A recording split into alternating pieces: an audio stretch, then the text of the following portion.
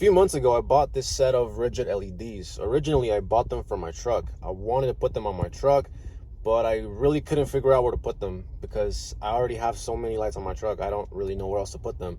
So they were just sitting in my closet. You know, they were new in box, never used. They're not cheap. I paid $300 for them.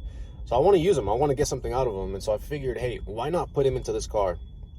So that's what I'm doing. Today in this video, I'm going to show you guys how I'm installing these and also how I'm wiring them, because I don't think anyone's really ever done this.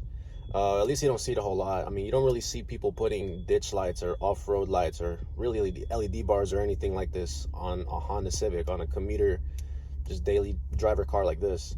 So I want to try it out, see what it looks like, see how it turns out, and just share that with you guys, just share my experience. And yeah, let's see what happens.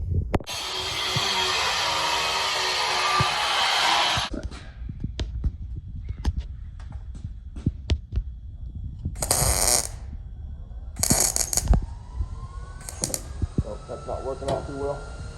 It's the ground, this little ground clip is,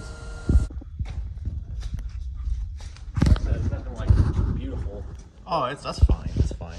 It's just a couple pieces of metal. As long as it holds the light together, that's all that matters. We'll do that. That's all that matters.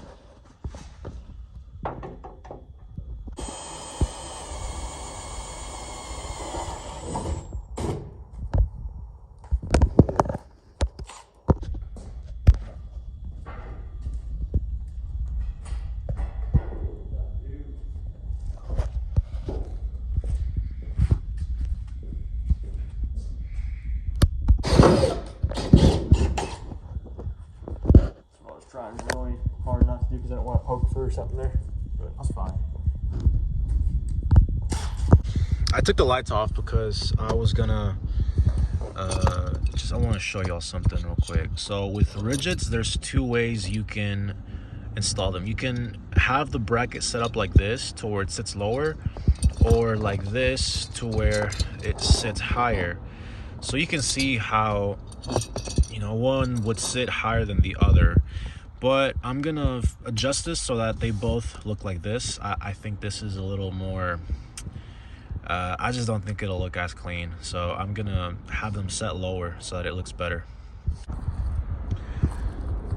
So now they're on. Well, they're back on. They were on earlier, but I took them off before heading back home. So man, they're on there pretty good. Like, they're pretty sturdy. You wouldn't think, like, they might not look that sturdy, but they really are.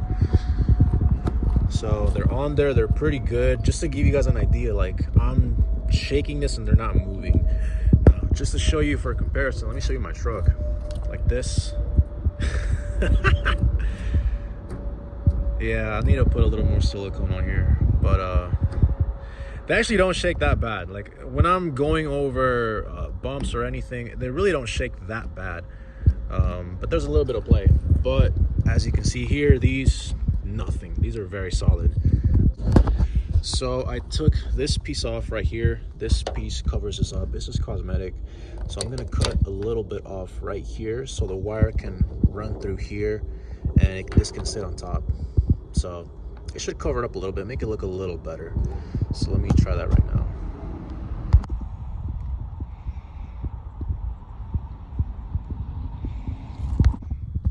Let's see how this fits. So it's gonna sit here. Let's see if I can cover this up. Beautiful, look at that. It just slips right in. Yes, sir. This looks decent.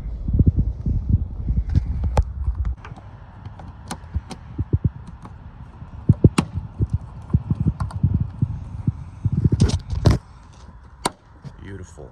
Look at that. I believe these are 3 pieces welded together. So there's one piece right here, welded to this piece right here, welded to this separate piece. So this is not one single piece that was bent to just fit. This was 3 separate pieces welded together. Sure, you could try with just one little bar, but this is what I got. This is the wiring harness that it came with. I just plugged these in just to kind of see what it would look like with it. Just kind of get an idea of what should it look like when it's all put together. Okay, so here's what I'm doing. I really didn't want to go through the firewall. I didn't want to drill any holes or pull any rubber coverings to put wires through the firewall because I had issues with my Tacoma. So with this truck, I have rock lights, I have ditch lights, I have fog lights, headlights, LED bars, some more lights behind the grill. I have a lot of wires running into my interior, and that caused some leaks. So I had to deal with that. I had to put some silicone on it, but it's just a hassle, you know, dealing with water getting into your interior. So I really didn't want to deal with that on this car. So this is kind of a lazy way to do it, to be honest. There's definitely better ways. I'm not saying this is like professionally done, but this is how I'm doing it. Comment below what you think about it. So they're going to be wired here with the battery, and then the wires will be running through the fender. So they're going through here. I pull this piece of plastic off, it just pops off, and I fed the wire through here, and then I pulled this piece off also. Pull this piece off a little bit. I stuck the wire in here and fed it through here, so it's gonna come down here.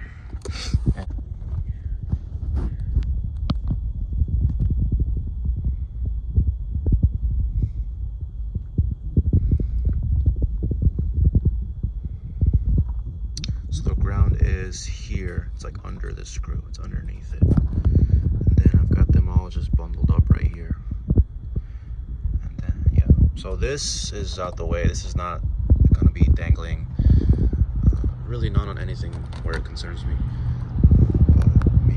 I mean, for what it is, I think it looks kind of clean. And then this is all running inside. It's all going through here. This is all put together now. Just need to drill a hole, and honestly, don't even need to drill a hole. If I could just have this dangling here and put a switch and just like zip tie it somewhere here and just do something like this and just put a switch here. But I want it to look kind of decent, so I'm gonna figure out where to drill a hole in here and just put a switch somewhere here. Hell yeah. So it's all coming together pretty good. A lot better than I thought it would.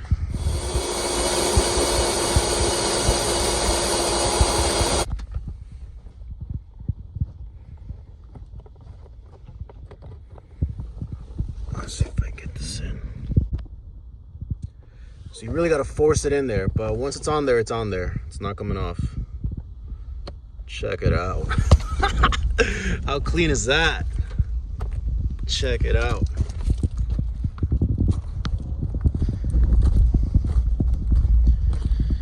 Chulada.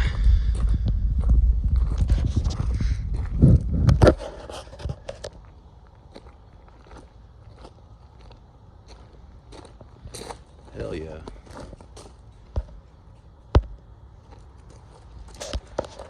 Can't wait to see what they look like at night.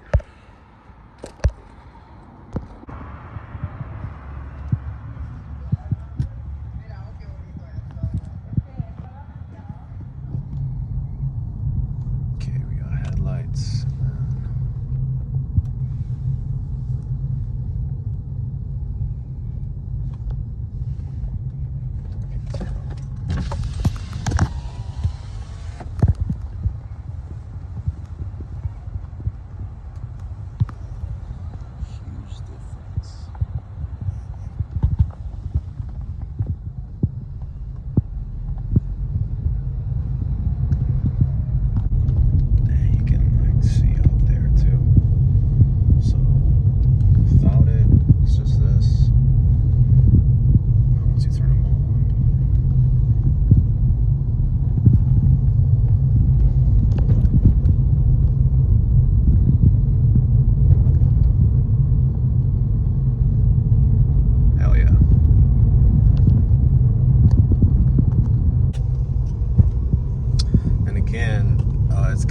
It's not gonna look as bright because this windshield's tinted, but if you can see the difference right there.